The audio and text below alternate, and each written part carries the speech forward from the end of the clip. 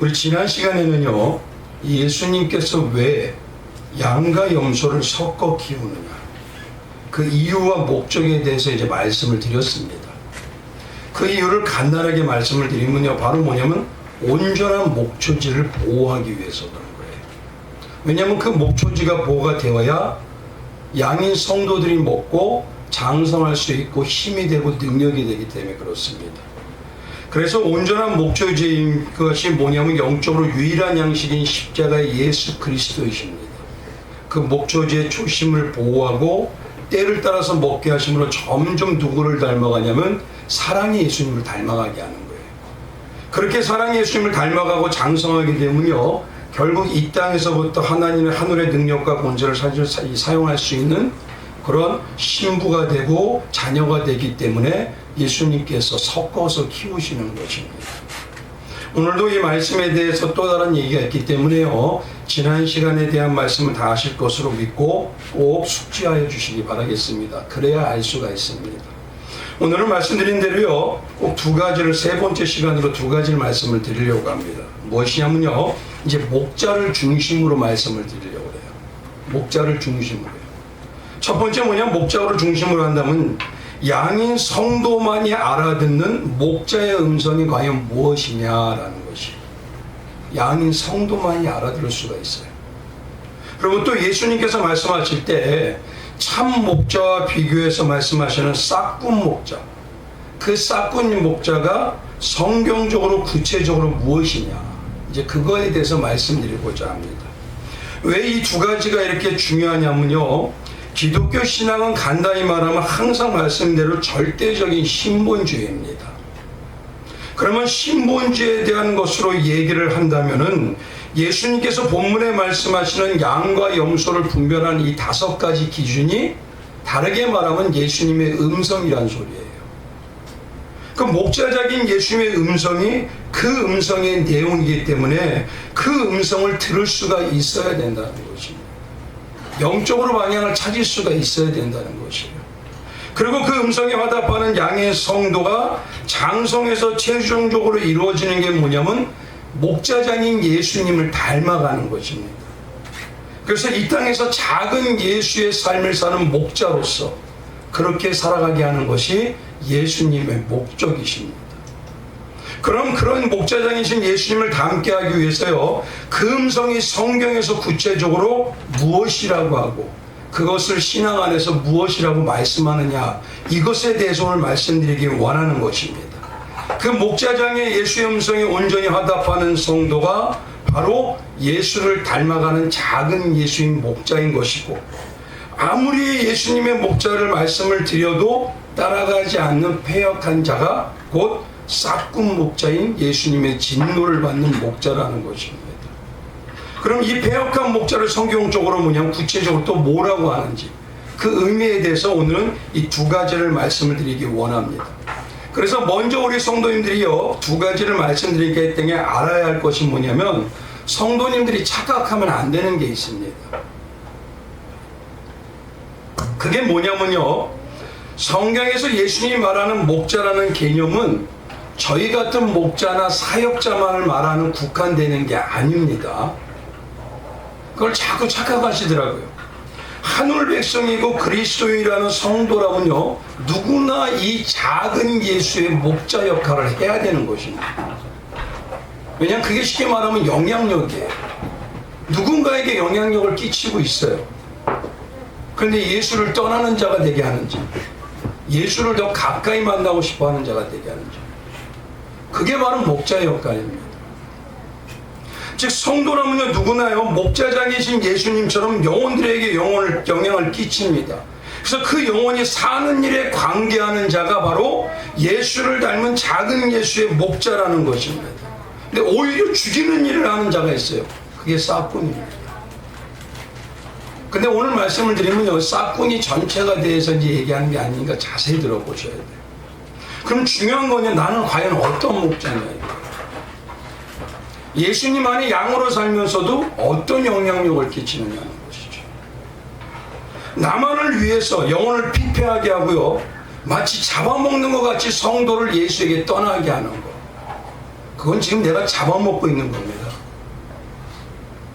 반면 영혼을 세우고요, 이 땅에서부터 하늘의 삶을 살게 하는 예수를 닮은 자로 세우는 작은 목자, 그가 예수를 닮은 목자에게 칭찬받는 자인 것입니다.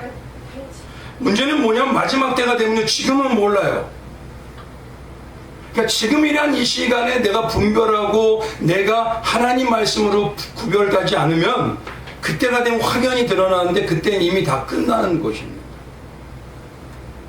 예전에 제가 보니까요, 어떤 일이 있었냐면요, 교회에서 새로운 성도님들이 보통 말씀을 전하는 저 같은 목자나 또 아니면 사역자들을 보고 따라간다고 합니다. 근데 적지 않은 분들이 또 말하는 게 뭐냐면 자기를 전도한 집사님, 자기와 함께하는 권사님, 장로님을 모습을 보고 그 모습을 따라가요. 그러다가 실족하는 자도 있고요, 그러다가 문제는 뭐냐면 기득권화가 되는 자도 있어요. 그건 오히려 예수님의 몸을 망칠 뿐만 아니라 주님 마지막 때 어마어마하게 차이가 납니다.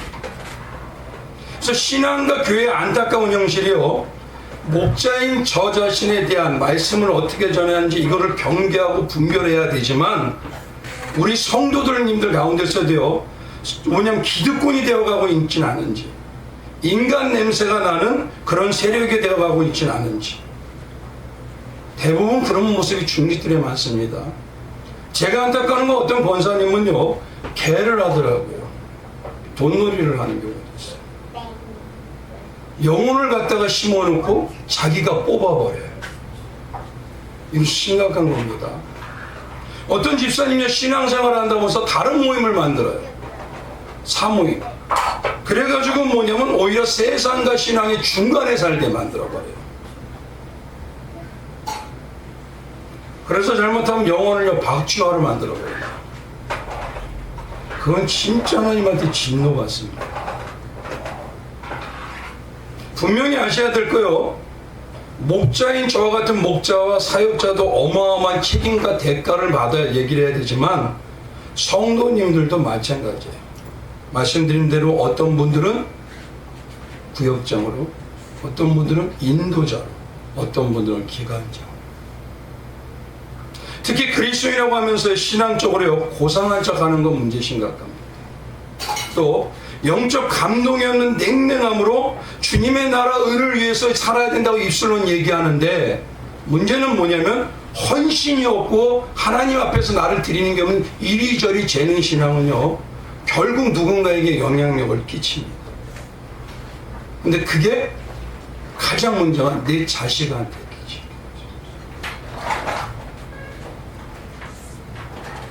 그건 어마어마한 차이가 있습니다. 그래서 성경에 바라보면요, 영혼에 대한 책임이 얼마나 크면 말씀에 이렇게 마태복음 16장 얘기하셔요. 사람이 만일 올천을 얻고도 제 목숨을 잃으면 무엇이 유익하리요?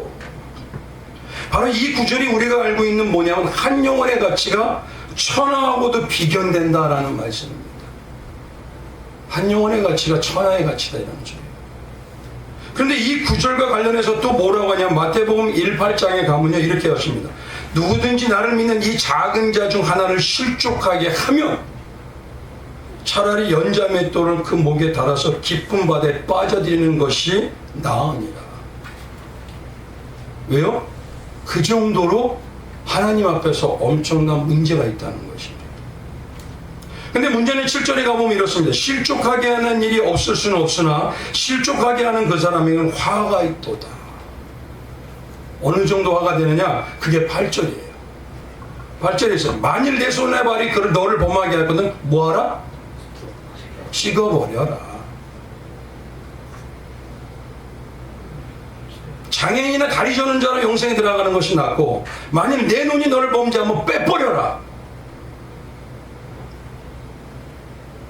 그러면서 삼가 뭐냐면 10절입니다. 삼가 이 작은 자 중에 하나도 업신여기지 말라. 너희에게 말하노니 그들의 천사들이 하늘에서 하늘에 계신 내 아버지의 얼굴을 항상 배우느니라. 여기서 말하는 손과 발은요, 결국 누구입니까? 나입니다. 그래서 이렇게 나에게 신앙의 어떠한 영향력이요, 영혼을 실족시키는 일이 이 정도로 무서운 일이야. 그리고 더 나아가서 그게 뭐냐면 하나님까지도 망령되고 하나님까지도 무시하는 지옥 갈 정도의 죄라는 거죠. 근데 제가 안타까운 건 어떤 성도는 자꾸 뭐냐면 이렇게 제가 말씀을 드리면은 그 무거운 책임을 자기는 짓기 싫다 그러죠. 자기는 안 지겠다고. 그래서 뒤로 빼는 성도님들이 있습니다. 근데 한번 생각해 보십시오. 본질적으로요, 성령이 세우신 직분이 있습니다. 그 영적 정체성이 뭐냐면 거의 다가 사람들에게 영향을 끼치는 직분이에요. 그리고 그걸요, 영적으로 신분이라고 합니다. 왜냐면요, 예배소 4장이 이렇게 얘기하세요. 4절에 몸이 하나요, 성령도 한 분이시니 이와 같이 너희가 부르심의 한 소망 안에서 부르심을 받았다고 합니다. 다 성도로 부르심을 받았어요.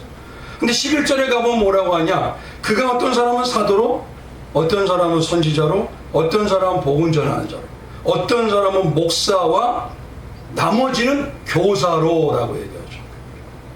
교사는 어떤 사람이죠? 말로 영향력 끼치는 거예요. 그러니까 모든 성령 받은 성도라면요, 예수 그리스도의 사람으로 세우는 직분이고 신분이라는 것이에요.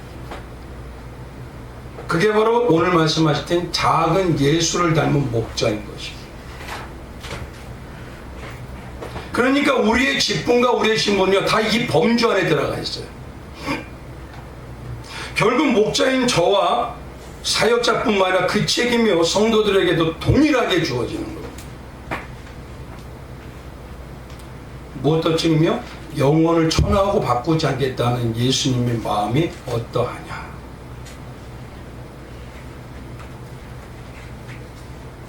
그러니 특히 성령이 내주하는 성도라면요, 영혼을 실족시키는 세상이 최고의 가치로 여기고 물질이나 돈이 우상화가 되고 명예나 체면에 묶이는 일을 할 수가 없습니다. 성령은 그렇게 두지 않으셔요. 그리고 성도라면요, 진짜 성도라면 그렇게 살 수도 없어요. 예전에 제가 청년들이 물어봤어요. 성령 받은 자는요, 하나의 백성이기 때문에 구원받은 자입니다. 그랬더니만요, 그럼 성령 받았다면 마음대로 살아도 되겠네요? 그래서 제가 그랬어요. 마음대로 사세요. 사세요, 그냥. 마음대로. 그런데 진짜 성령 받은 자녀면 하나님이 삶 전반에서요, 인생 막대기와 사람 채찍으로 가만두지 않습니다. 다시 돌아오게 하죠. 근데 참 안타까운 게요, 신앙의 현실에 보면요, 항상 이런 경우의 말씀을 드리는데도 여전히 삶에서 스스로 고통과 시련을 자초하는 분들이 있어요. 내 원하는 대로 살겠다는 거예요. 그리고 나중에는 어떻게 되느냐? 예수님 항복할게요 이러고 다 쓰러지고 와서 오셔요. 가장 미련한 겁니다, 그게. 그렇기 때문에 신앙을 맹신하지 말고 객관적으로 나의 신앙을 점검하고 신앙을 바라보는 게 가장 지혜로운 것입니다. 항상 나의 신앙을 지금이라는 이때에 돌아보지 않으면 마지막 때에 되면은 땅에서 정말 땅에 눈물을 뿌리며 땅을 치며 정말 한탄할 때가 옵니다. 그런 모습은 결국 어떻습니까? 성령하고 관계가 없을 수 있고 구원받지 않은 자일 수 있을 수가 있다는 것.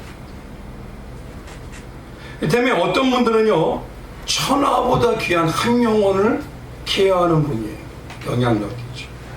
어떤 분은요, 구역장과 기관적으로 수십 명의 영향을 끼칩니다. 저 같은 사역자는요, 수십 명에서 수백 명, 수천 명이에요. 그래서 솔직히 저는요, 너무 좋기도 합니다. 20분이. 근데 너무 두려워요. 그래서 저기 아시는 뒤에 계신 분한테 항상 될 수 있으면 안 하면 좋겠다 그래요. 왜냐면 두렵기 때문에. 그 앞에 가서 난 뭔 얘기해야 되는지. 너무 좋기도 해요. 하나님 말씀을 예언할 수 있으니까. 그래서 마태복음 우리 앞에 있는 25장 19절에도요, 종들은 주인이 돌아올 때 반드시 결산한다고 하죠. 마태복음 18장 23절에도요, 천국은이라고 얘기해요. 천국은, 하나님의 나라는 그 종들과 결산하려 하는 임금과 같다라고 합니다.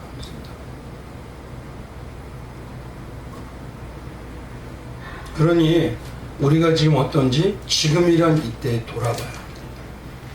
그래서 말씀드린 대로요, 이 양과 염소의 세 번째 시간으로요, 오늘은 목자의 음성이라고 하는 이 분별하는 5가지 기준, 그 그 목자의 음성이 무엇이고 싹군이 무엇인지 말씀을 이제 드립니다.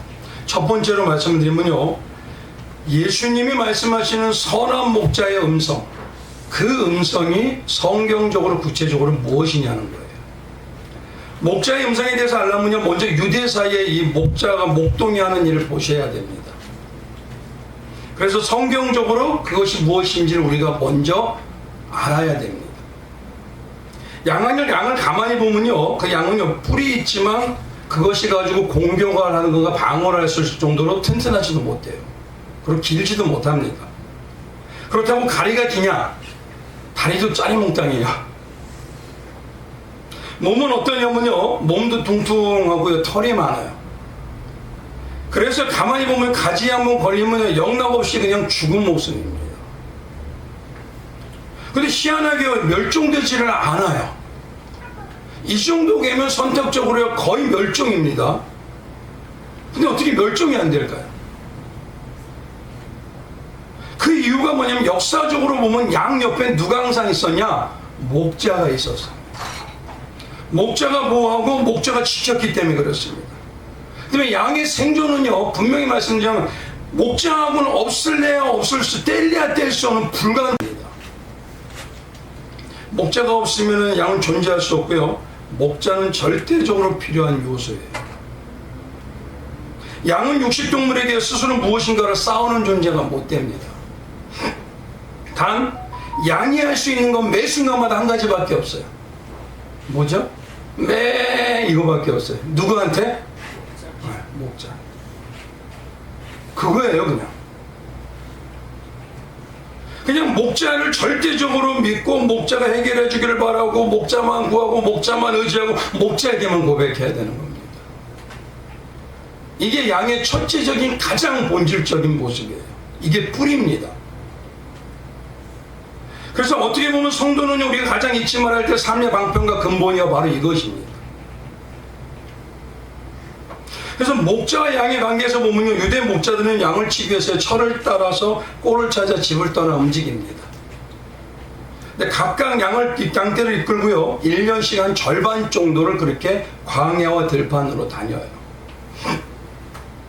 그리고 낮에는 넓은 들에다 방목을 해요. 왜냐하면 목초지가 흔하지 않기 때문에 모여있지는 않아요. 좋지도 않고. 그러다가 밤이 되면요, 사방에 던져 있는 양들을요, 한 우리에 모읍니다. 보여주세요. 그 양의 우리는요, 돌담을 쌓아서 담이 이 담을 통해 넘어서 도망가지 양을 못하게 할 뿐만 아니라 다른 위험한 짐승이 들어오지 못하도록 돌과 위에 가시 같은 걸 설치해놔요. 그래서 울타리를 쳐서 막습니다. 근데 그 중에 한쪽 문을 만들어서 목자들은요, 순번을 정해가면서 그 앞에서 돌아가면서 야영을 해요. 이것이 뭐냐면 예수님이 말씀하실 때 양을 위해서 목숨을 버리는, 예수님이 뭐라고 하셨죠? 나는 양의 문이다라는 겁니다. 그런데 아침이 되면요, 놀라운 일이 생깁니다. 우리 안에서 목자가요, 말은 같은 말을 해요. 각각 음성은 같은 음성이에요. 그러고 나면 양을 부르고 가자 그러면요, 정확하게 양들이 그 목자를 따라갑니다.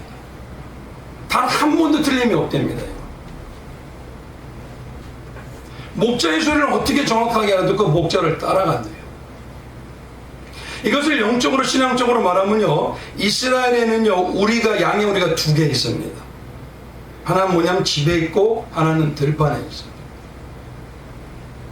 광야의 들판에 있는 우리는 어떤 거냐면 겨울 전까지만 사용되는 거예요. 겨울 전. 그러니까 쉽게 말하면 임시 우리죠. 예수님께서 말씀하신 우리에게 양의 문을 가지고 말하는 우리의 비유는요, 들판에 있는 이 광야에 있는 임시 우리를 말하는 겁니다. 근데 성경에서 뭐라고 하냐면 광야를 교회라고 얘기하고 있어요. 사도행전 7장에 광야 교회에서라고 합니다.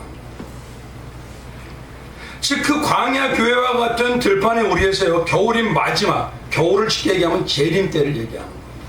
재림 때까지 이 임시에서 우리가 장성하도록, 때로는 돌길을도 다니고 때로는 험한 산길도 다니게 해서 목자의 이끌림을 받으면서 목초지를 먹고 장성해 가는 겁니다. 지금 양인 우리가요, 양인 우리 성도가 우리는, 성도인 우리, 양인 우리는 이 땅에서는 공통적으로 교회라는 우리 안에 있어요. 공통적으로. 근데 그 안에 때가 되면요, 다 목자들이 각자 있잖아요. 진짜 참 목자시고 양의 주인이신 예수님이 오셔서 부르실 때가 있습니다. 그게 예수님의 음성입니다. 그 음성에 반응하도록 우리는 살아야 하고 훈련해야 되고 행해야 하고 고백해야 합니다. 그게 양들만이 받아서 훈련받을 수 있는 영적인 훈련입니다. 그리고 예수님께서 데려가신다라는 할 때요, 그 반응에 쫓아서 그 중에 양들은요 쫓아 나옵니다. 그렇기 때문에 오늘 본문은요, 성도의 구원과 그 안에서 유기되는 완성에 대해서 얘기하시는 거예요.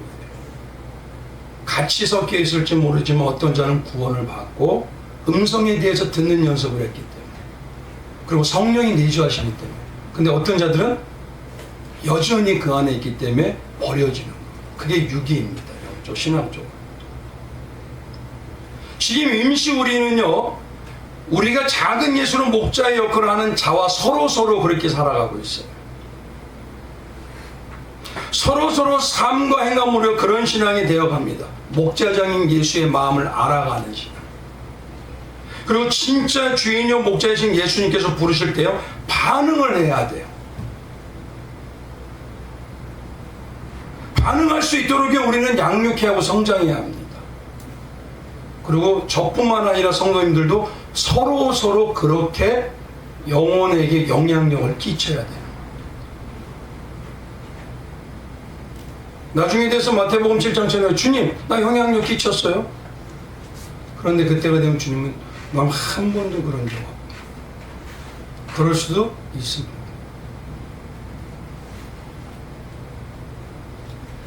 이 목자를 앞에서는 신랑으로 매개하고요, 목자를 달란트에 비해서는 다시 오실 주인으로 얘기하시는 겁니다. 그러니까 이게 마지막 때 예수를요, 이 참 양은 어떻게 만나야 되느냐? 예수님을요 신랑으로 만나야 돼요. 그리고 주인으로 만나야 됩니다. 그리고 목자로 만나야 됩니다. 이 세 가지 신분으로 예수를 만나야 돼요. 이게 가장 중요합니다. 특히 뭐냐면 유대에서요, 여인으로 비유하는 성도는요, 이 특히 세 가지 신분이 아니면은요, 이 신분이 나의 생사화복을 다 결정해버려요.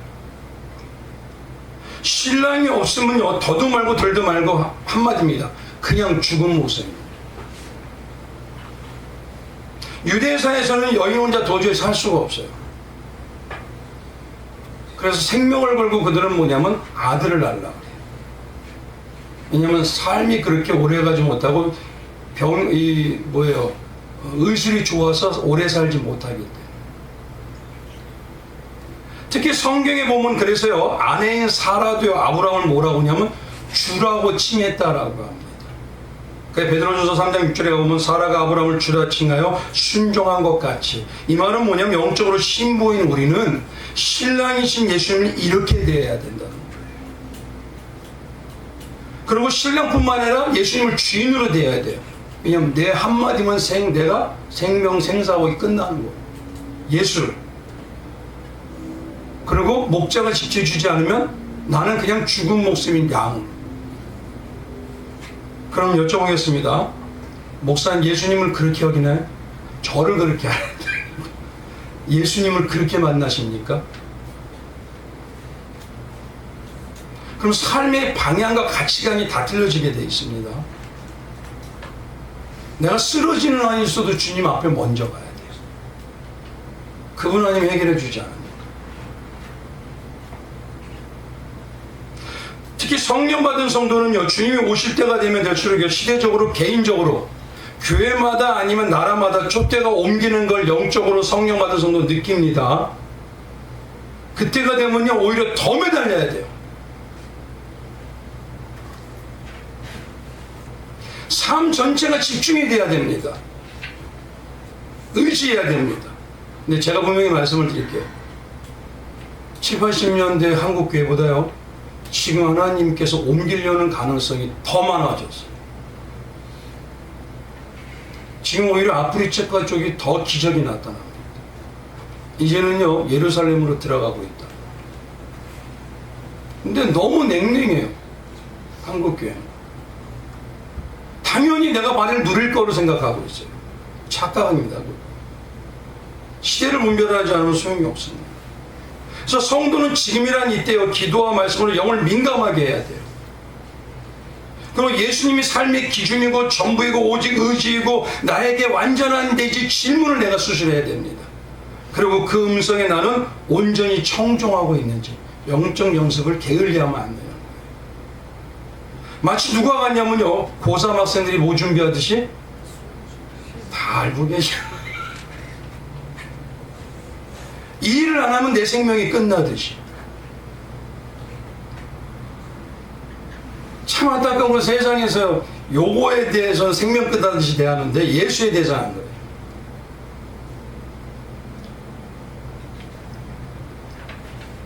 그래서 지금이라는 교회는요 우리가 교회이고 성도란 이름 안에 양이여 성도라고 자부하고 살가 있지만 때가 되면요 그 중에 예수님을 참으로 만나서 눈을 뜨고 예수님이 부르심에 온전한 고백과 섬김으로 다시 눈을 뜬 맹인처럼 오직 신랑 말을 들었던 신부처럼 주인의 말을 알아듣는 종처럼 양처럼 목자의 음성을 따라가는 자가 있습니다.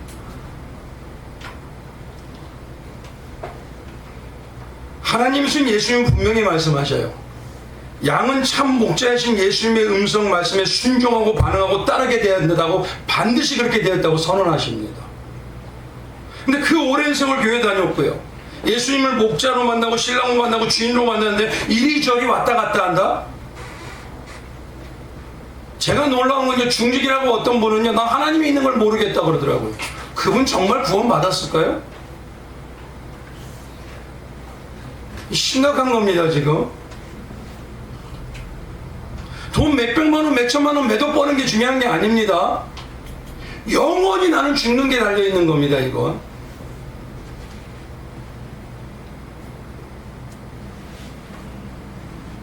그래서요 예수님 말씀하신 양이 알아야 할 음성 이것이 구체적으로 무엇인지를 이제 들으셔야 돼요. 이제부터 좀 이 부분부터 이제 잘 들으셔야 돼요. 적어놓으시고 더 하시면 더 좋아요. 예수님께서 성경에 반복하는 무슨 말씀 중에서요 가장 많이 반복한 것 중에 한 가지가 뭐냐 마태복음 4장 23절입니다. 그게 뭐냐 들을 귀 있는 자들은 들으라.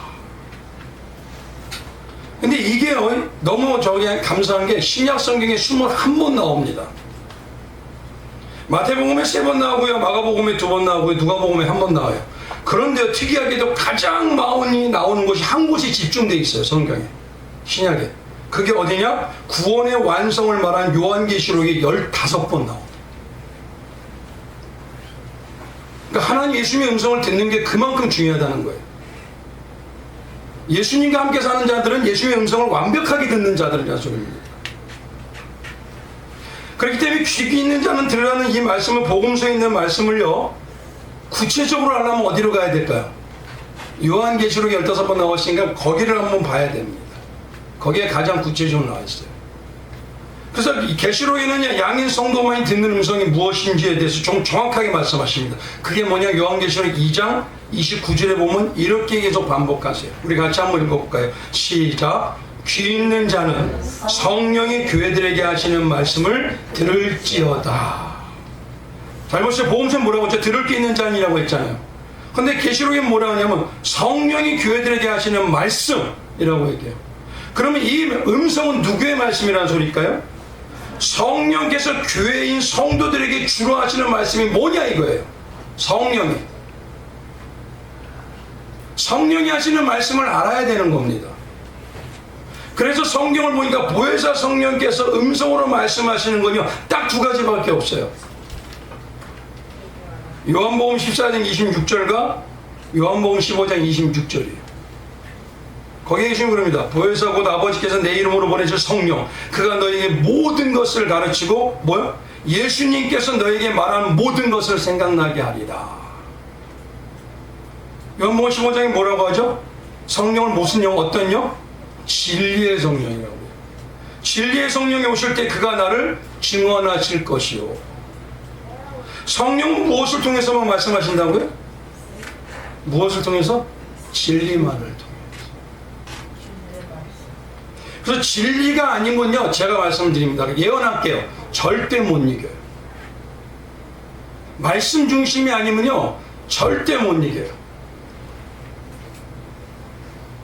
그래서 성령은 진리의 영을 지금 말씀을 통해서만 얘기해 주시고 해답을 주시고 감동을 주십니다. 그래서 성경에 우리가 바라볼 때, 신앙으로 볼 때 어떤 성도님이 특정적인 사람, 그리고 은사 또는 능력이 맞는 목사님은요, 참고는 될 수 있습니다. 참고는 될 수 있어요. 근데 또 분별해야 될 대상입니다. 참고는 될 수 있어도 말씀을 가까이 하지 않은 자는 삶에서 아무리 얘기하고 뭘 해도요, 이길 수가 없습니다.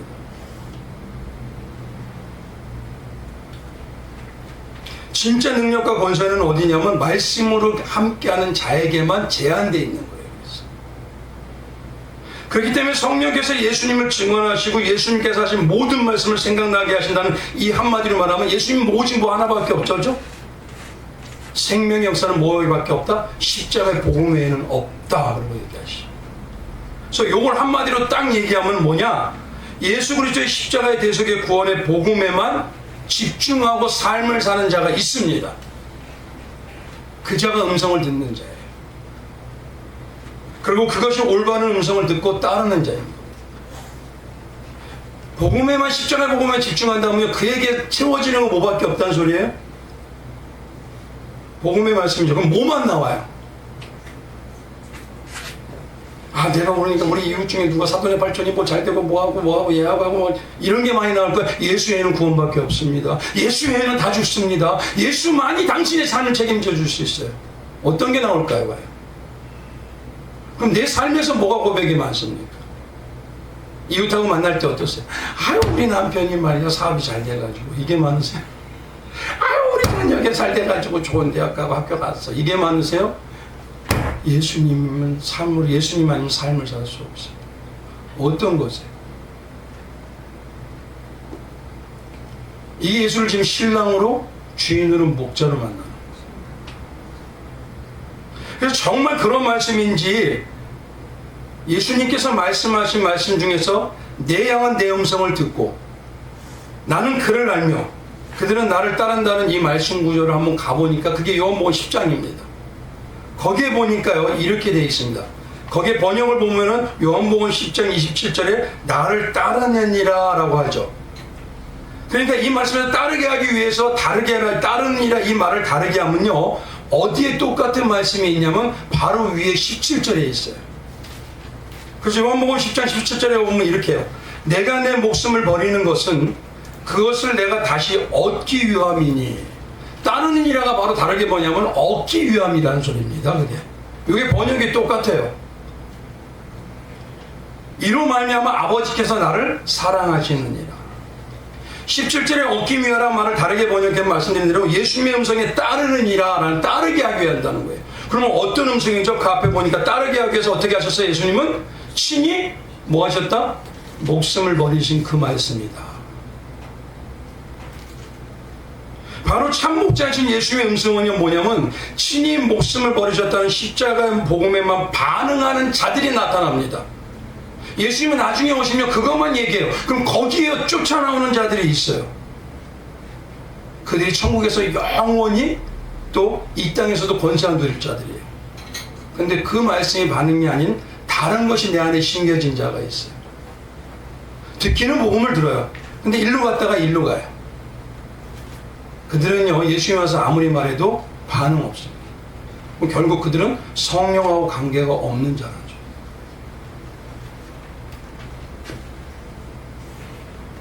그렇기 때문에 진짜인 성도만요 이 복음으로만 반응하고 복음의 삶에 동참하고 복음으로 삶을 해석하고 적용하고 십자가에게 순교의 자의 삶을 살기 위해서요 성령께서 내 안에 자꾸 강권하셔요.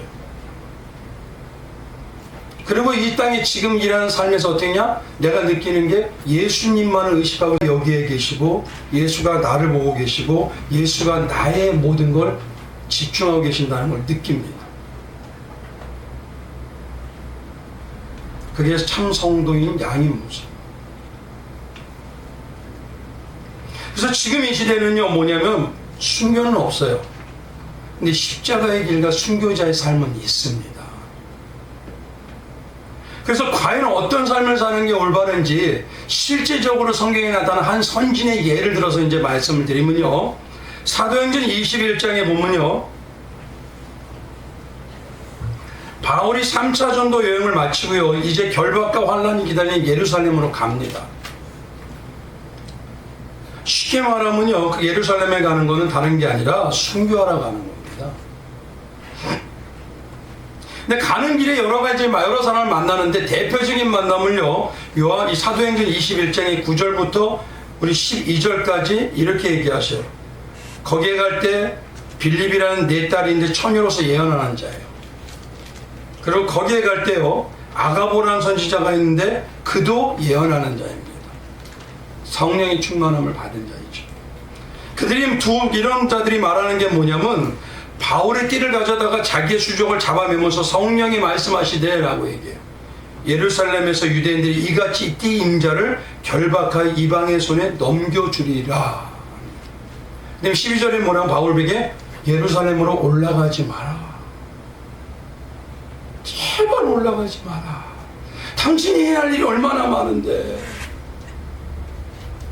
그럼 한번 보십시오.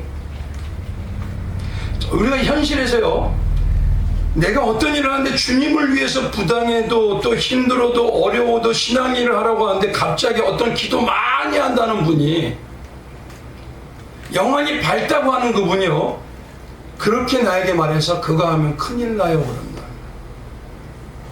어떤 거 따르시네. 대부분이 뭐냐면, 그래 이거 피하라고 주신 거야, 아 이거 하지 말라고 한 거야, 하면 안 된다는 거야, 아 이거 하지 말자. 근데 바울의 해석은 그게 아니에요. 바울은 13절에 이렇게 얘기합니다. 바울이 대답해, 여러분 어찌하여 울어 내 마음을 상하게 하느냐. 나는 주 예수의 이름을 위하여 결박당할 뿐 아니라 예루살렘에서 죽을 것도 각오하였노라 하니. 그럼 보십시오. 이 음성도 성령의 음성, 저 음성도 성령의 음성. 어떤 거를 따라가실래? 그 기준이 뭐예요? 기준. 내가 따라가는 기준이 뭡니까? 그래서 바울의 기준이 뭔가를 알아보기 위해서 봤더니만, 바울이 기준으로 살았다는 걸 알려면 어디를 가야 되냐? 로마 감옥에 있는 동안에 바울이 썼던 편지를 보면 압니다. 그게 그의 기준의 삶이었거든요. 빌립보서에 딱 가보니까 그 로마에 가면 옥중서신이라고 하는데, 그 빌립보서에 가면 이렇게 1절 12절에 1장이 딱 넘어가니까 그래요. 형제들아, 내가 당한 일이 도리어 뭐? 어떤 거? 복음 전파에 진전이 되면은 나는 이 길 간다. 아시겠죠? 복음 전파에만 진전이 된다면 나는 죽을 일을 당해도 힘들어도 간다. 사람들이 매도해도 관계없어요.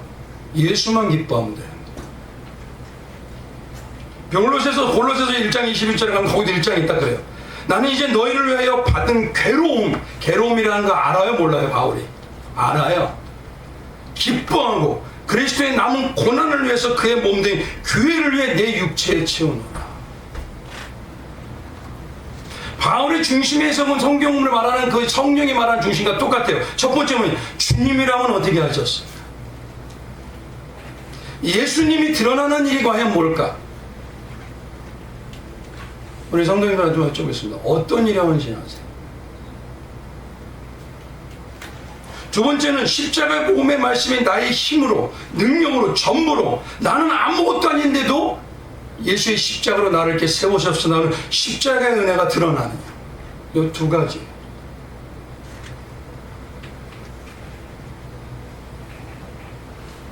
그래서 바울은 항상 생각이, 자기 중심은 십자가의 대속의 은혜요, 구원의 복음을 성도들에게 증거하고 전가받은 자로서 십자가 삶에 동참하고 있느냐. 여기에 중심이었어요. 십자가 동참이 된다면 누가 우선이 되죠? 누가 우선이 된다? 아, 다 아시네. 이게 뭐냐면 예수님의 음성을 듣는 거, 올바로 듣는 거. 그리고 그것이 오늘 양과 염소에서 5가지 분별하는 기준의 내용인 것이. 이 5가지로 이걸 다 쪼개놓은 게 바로 요겁니다.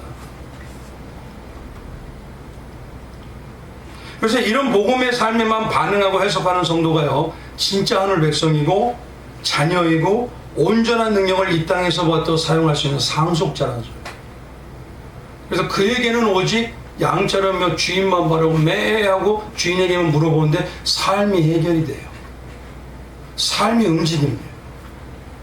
자꾸 내가 뭘 하려는 게 우선이 아니에요. 그렇게 움직이는 모습을 볼 때 거기에 순종하는 게 올바르다는 거예요. 그래서 바울은 이런 성도의 차를 뭐라고 하냐면 표면적인 이스라엘과 이면적인 이스라엘이 있다고 해요.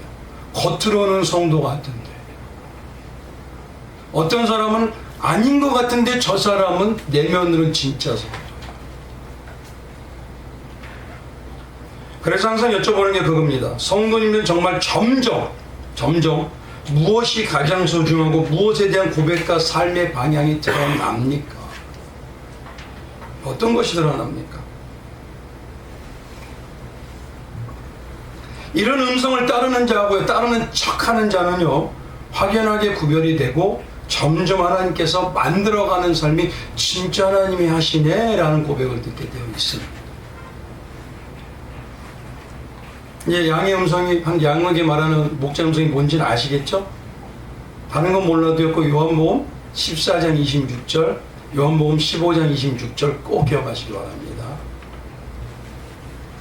두 번째 뭐냐면요, 우리가 참 목자와 반대로 받아들이는 이 싹군 목자가 과연 누구냐는 거예요. 싹군 목자. 싹군이라고 하면 사전적으로 의미로 뭐냐면 싹을 받고 임시로 일하는 사람입니다. 근데 유대의 목동들은요, 쉽게 말하면 대부분이 싹군이에요. 대부분이 싹군입니다. 우리 성도님들이 많이 착각하고 계셔요. 왜냐하면 그들은 자기 양을 치는 목자도 있지만 극히 일부예요.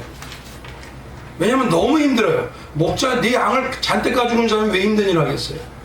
그래서 뭐냐면 대부분 가난하고요 궁핍한 자들에게 맡깁니다. 그들이요 남의 양을 맡아서 이 품삯을 품고 품삯을 받고 양을 치는 직업 목자인 것이에요. 그들이. 근데 성도님들이 오해하지 말아야 될 거예요. 싹군인 목자라고 하면 부정적으로 싹군 목자는 악한 사람이다? 아닙니다. 근데 왜 한국교회에서 그렇게 받아들이는지 모르겠어요.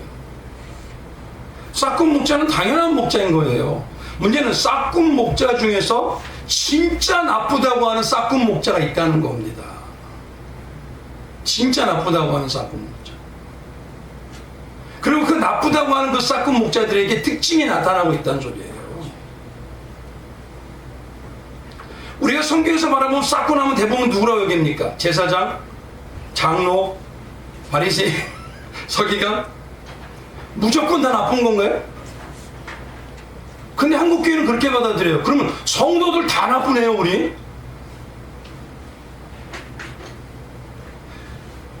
제사장이나 바리새인과 서기관 같은 자 중에 누가 있냐면요, 니고데모가 있습니다. 그거 나쁘다고 하시던가요?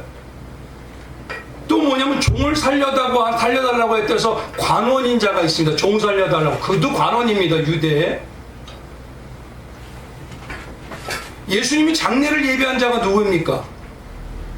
아리마대 요셉입니다. 그 사람은 공회원입니다. 유대사에서 그들은 대단한 주의입니다. 그러니까 예수님을 구주로 믿겠다고 그렇게 보이는 것은 유대사에서 매장되는 거예요. 그럼 다 나쁜 싹군이네요? 아닌 겁니다. 그럼 지금으로 말하면요, 싹을 받는 목자라고 해서 싹을 받잖아요, 저희도. 그리고 싹을 받는 하나님께서 축복받는 성도라고 해서요, 잠깐만은 목자나 사역자나 성도님들 다 나쁘네요.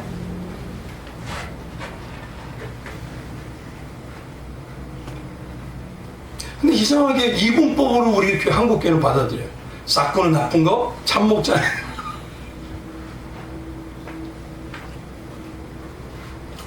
주님이 말씀하시는 싹군은요, 싹을 받는 목자 중에서 목자장인 주님과 가치관이 틀려요. 나쁜 가치가 이 싹군은요. 그리고 방향이 다릅니다. 오히려 목자장인 예수님의 마음에 상처를 내고 아픔을 주는 자들이 있어요. 그리고 양을 죽입니다. 그가 예수님이 진노하는 싹꾼.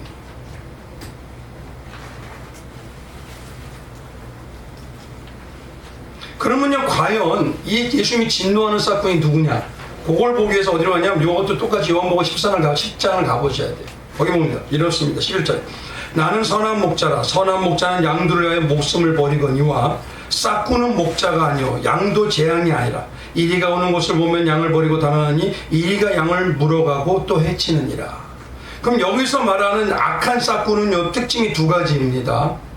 첫 번째 뭐냐면요, 양이 재앙이 아니라는 것은 이 양은 누구 양이라는 거예요? 주인이죠. 그 주인이 우리에게 신앙으로 예수님이잖아요. 그러니까 쉽게 말하면 예수님께 인도하지 않는 자들이 있어요.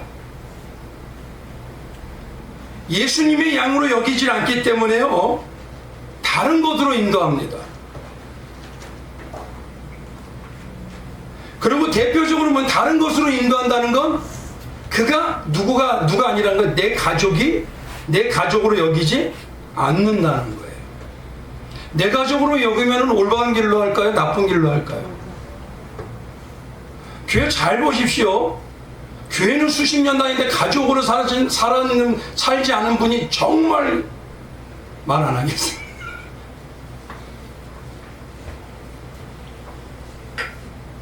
두 번째는 뭐냐, 이리가 오면 달아나기 때문에 그렇다는 겁니다.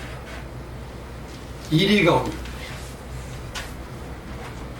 가족처럼 여기지 않으니까요, 이리가 오면 뭐죠?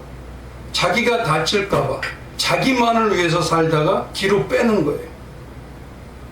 왜 내가 손해봐? 왜 내가 힘들어? 왜 내가 어려워? 그럼 지금 이거를 신앙으로 얘기하면 두 가지 하나 묶습니다. 양떼인 지체를 내 가족처럼 여기지 않아요. 그리고 주인신 예수에게 행하지 않고 따르게 하지 않기 위해서 뭐냐면 다른 것을 따르게 하던가 뭐냐면 나를 따르게 만들어요. 그거 싹꾼입니다. 목자만 그렇다고요? 어떤 분, 겉던 권사님 장로님이 자기 따르게 해요. 기독권화로 해서 자기 팀을 만듭니다. 진짜 영혼 심각합니다. 그 영혼. 간단히 하는 예를 들면요, 교회를 보면요, 어떤 능력자나 어떤 은사자,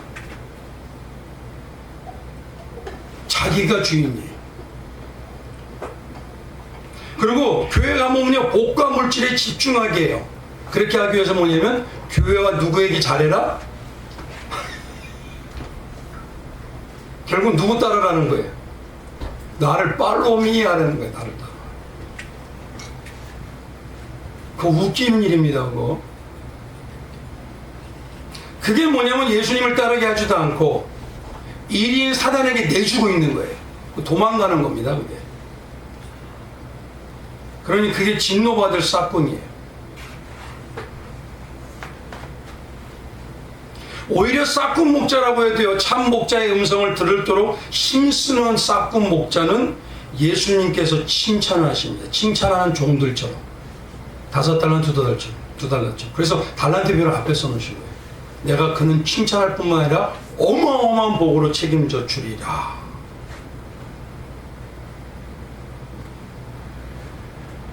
그러면 싹꾼 중에서도 문제가 되는 싹꾼이 누구냐? 그 답을 보려면 여전히 요한복음 10장을 가보면요, 12절에 가보면 악한 싹꾼 목자에 대해서 얘기하십니다. 그런데 7절 이하로 보면요, 예수님께 7절 위에 올라가면 예수님께서 뭐라고 하면 나는 양의 문이라고 하세요. 그러면서 뭐라고 얘기하시냐, 동시에 이 양의 문을 거치지 않고 이리와 같이 양을 죽이고 멸망하기 위해서 오는 자들이 있어요. 7절 이하에. 그러면 그들이 양의 문을 거치지 않은 자들 누구라고 하냐? 요한복음 10장에 가보면 10장 9절에 보면 이제 이렇습니다. 내가 문이니 누구든지 나로 말미암아 들어가며 구원을 받고 또 들어가며 나오며 꼴을 얻으리라. 그러니까 예수 중심이라는 소리입니다. 근데 10절에 이제 도둑이 오는 것은 담을 넘는 자들이 있어요. 도둑질하고 죽이고 멸망시키려는 것뿐이라. 내가 온 것은 양으로 생명을 얻게 하고 더 풍성하게 하려 하는 것이다. 실제로 쉽게 말하면 9절, 두 절에 뭐라고 하냐? 예수님과 반대로 와서 도둑이대처럼 담을 넘고 그가 나오는 그런 자들이 뭐냐면 절도이고 강도라고 합니다. 절도이고 강도. 주님이 싹군 목자에서 문자가 되는 이 싹군 목자는 누구냐? 절도하는 자와 같고 강도하는 자와 같은 심령을 가진 자예요. 그들은 결국 양을 버리고 달아날 뿐만 아니라 양을 죽여요. 그럼 구체적으로 절도와 같고 강도와 같은 싹군 목자가 누구냐? 요거를 성경에서 찾아보면요, 성경에서 뭐라고 하시냐? 예수님이 어떤 자들에게 너희는 절도요 강도이기 때문에 너희는 강도의 소굴로 만들었다라고 진노하실 때가 있습니다. 예수님이 유일하게 거기서 어마어마하게 진노하셔요. 그게 어디입니까? 누가복음 19장 46절에 있죠. 그들에게 이르되 기록된 바 내 집은 기도하는 집이 되리라. 하나님과 교통하는 집이 돼야 돼요. 그런데 하여건을 너희는 강도의 소굴을 만들었도다. 이 내용은 사복음서에 다 기록되어 있습니다. 그런데 문제는 뭐냐면요, 과연 이들이 뭘 했기 때문에, 왜 강도의 소굴을 만들었다 그럴까요? 왜 절도하는 자들을 만들었다 그럴까요? 너무 무엇을 했는 게 화가 나시면 예수님께서요 노끈을 채찍으로 만들어버려요. 다 엎어버립니다. 그러고 막 가만 안 두겠다는 소리입니다. 그거는 성경에서 그러면요 진짜 예수님이 말씀하시는 이 말씀, 강도의 소굴로 말씀했던 이 말씀이 제사장과 지도자들이 뭘 했기 때문에, 그들은 뭘 했냐면요, 재물을 이용해서 또 제사를 이용해서 자기의 부와 명예와 삶을 축적했어요. 재물과 제사가 돈벌이 수단이었어요. 성도님들 얘기하세요. 예수님 믿는 게 복 받는 거예요? 그거 돈벌이 수단입니다. 예수님을 이용하는 게 명예 얻는 거예요? 그 예수님 제사 가지고 이용하는 겁니다.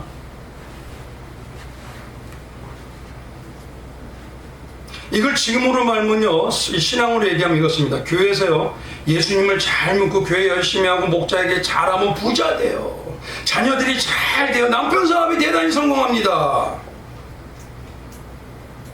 그럼 결국은 누가 중심인 거예요? 돈 중심. 그 강도입니다. 천하와 바꾸지 않겠다는 예수님의 용언을요 뭐로 맞냐면 자기 사람뿐만 아니라 부의 축적의 수단으로 사용한 거예요.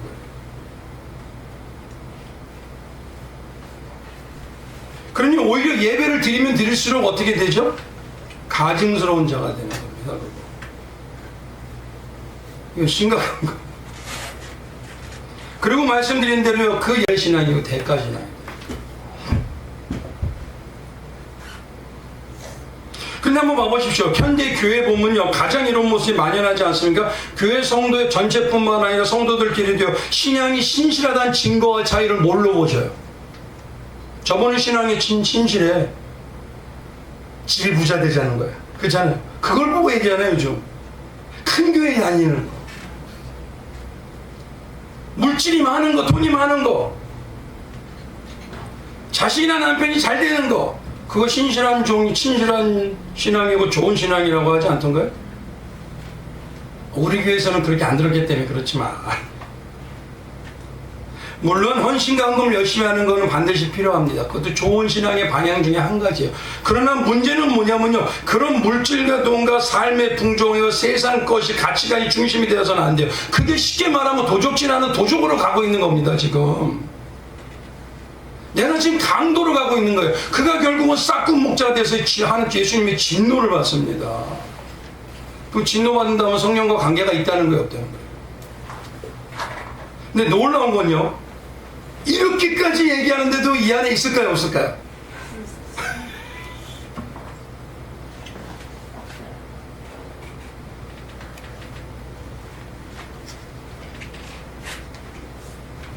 그러면 지금 쌀을 박는 목자나 성도님들이 저와 성도님들은요 어떤 소리가 습관이 되었는지 분별이 되죠.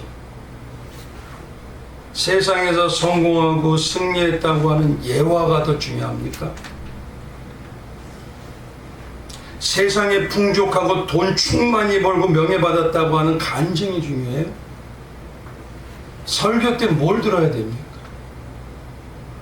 말씀 들어야 되잖아요. 제가 안타까운 건 제 동기 목사님이 어느 날 교회를 예전에 방문 한번 한 적이 있는데요. 성남하고 수서하고 분당에 있는데 어떤 목사님이 세미나를 했대요. 근데요, 내용을 가만히 다 들어보니까 성경은 30%도 안 하대요. 7, 80%가 다 예언하고 예화하고 간증이래요. 복 받았다, 복 받았다. 그럼 성경 언제 배우지? 예수의 음성 언제 듣죠? 예배는 열심히 드렸는데 결국은 시간은 어디로 가요?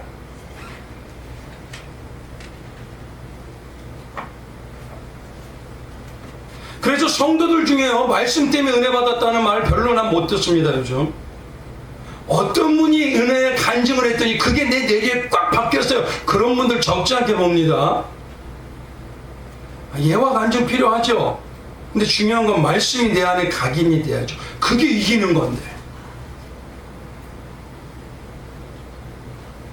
그럼 성경 말씀만을 90% 가까이 하는 저 같은 사람은 설교 너무 못하는 거네요, 지금. 이런 데 하나님 쓰시려고 하실까?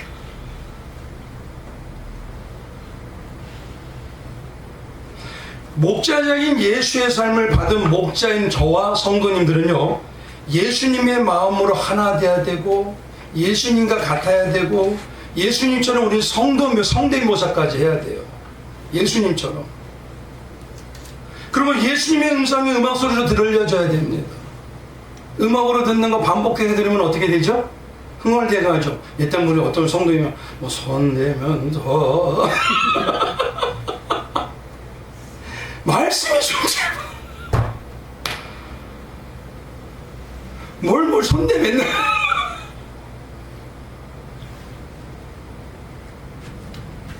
이런 성도가 훈련되면 결국 뭐가 되냐면 항상 두 가지를 말씀해요. 예수도라는 성도가 아니라 예수만 따라가는 성도가 돼요.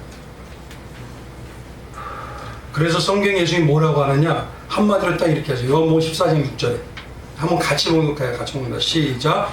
예수께서 이르시되 내가, 요한복음 14장 6절,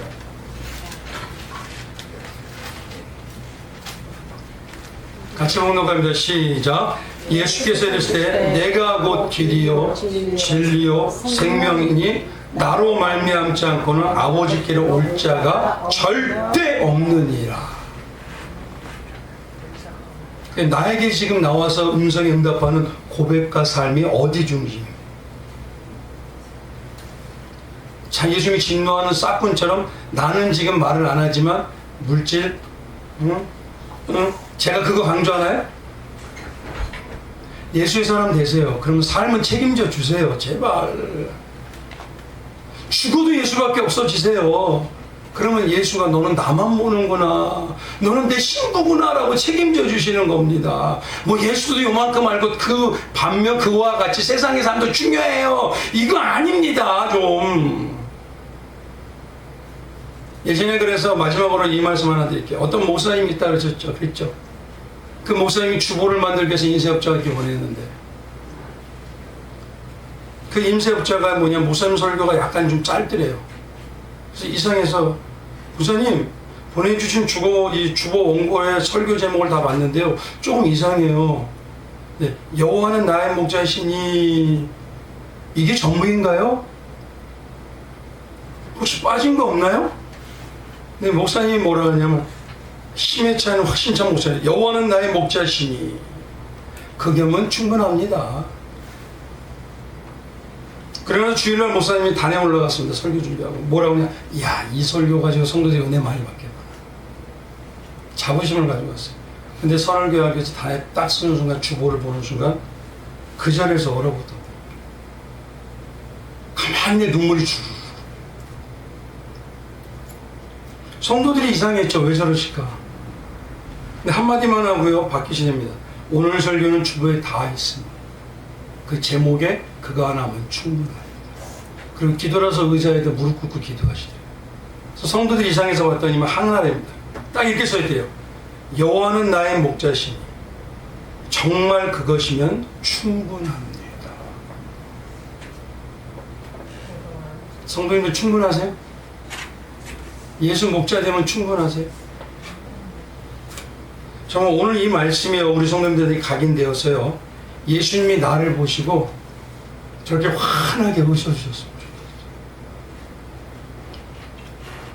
나를 꽉 안아주시고 너는 내 양이구나, 그 고백해 주시는 예수만 보이는 성도님 되실 주님의 이름으로 축원드리겠습니다. 오늘 이 시간에 우리 잠시 기도하기 원합니다. 하나님,